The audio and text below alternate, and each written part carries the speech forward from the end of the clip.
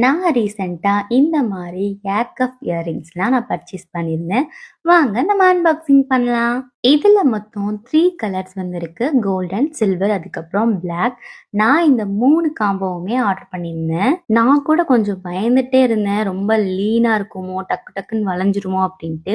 ஆனா இது என் காதுக்கு ஏத்த மாரி அட்ஜஸ்ட்மென்ட் பண்றதுக்கே கஷ்டமா இருந்துச்சு. ஈஸியா வளையவே இல்ல.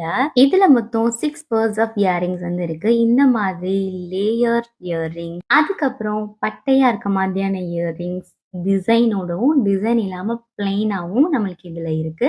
அதுக்கப்புறம் சில இதுல ஸ்டோன்ஸ் வச்ச மாதிரியும் நம்மளுக்கு இயரிங்ஸ் இதுல இருக்கு. ஓவராலா இது உண்மையிலேயே ஒர்த்துங்க.